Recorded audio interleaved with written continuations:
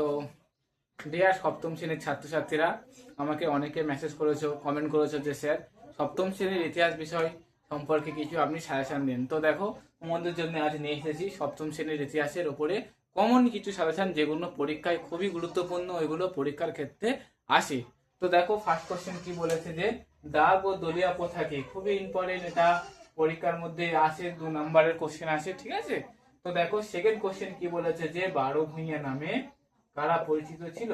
তো দেখো 2 number question কি বলেছে, যে 2 নাম্বার কোশ্চেন বলেছে যে 12 ভূঁইয়া নামে কারা পরিচিত ছিল। থার্ড কোশ্চেন বলেছে, দেখো থার্ড কোশ্চেন হচ্ছে সিজিতা ও পাইবস প্রথা কি, মোস্ট ইম্পর্টেন্ট কোশ্চেন, এটাও খুবই ভালোভাবে প্র্যাকটিস করো, এটা পরীক্ষায় বিগত 2-3 বছর এই কোশ্চেনটা আসে যে সিজিতা ও পাইবস কি। চারের কোশ্চেনটা বলেছে দেখো যে মনসবদার কারা ছিল। তো এখানে মনসবদার কারা ছিল 4 নাম্বার কোশ্চেনটা বলেছে। তো 5 কোশ্চেনটা বলেছে দেখো যে দশালা ব্যবস্থা কে কবে চালু করে, ঠিক আছে। এই একটা এর অনুরূপ কোশ্চেন আসতে পারে, যেমন কোশ্চেনটা একটু ঘুরে দিল যে দশালা কথা বলতে তোমরা কি বোঝো।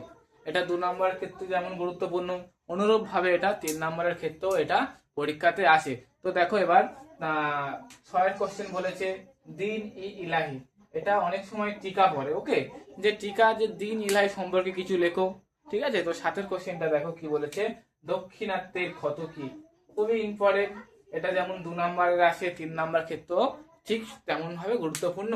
তো দেখো 8 নাম্বার কি বলেছে যে পানিপথের দ্বিতীয় যুদ্ধ কবে কাদের মধ্যে হয়েছিল। তো এটা তোমরা ডবল স্টার দিয়ে রাখো, কারণ এটা 2 নাম্বার 3 নাম্বার 8 নাম্বার সবই ক্ষেত্রে গুরুত্বপূর্ণ। তো এটাই যে মানে এই কোশ্চেনটা থাকবেই থাকবে, ওটা 2 নাম্বারও থাকতে পারে, 3 নাম্বারও, 8 নাম্বারের। তো আজ এ পর্যন্ত, আবার দেখা হবে নতুন কোনো সাবজেক্ট নিয়ে, ওকে।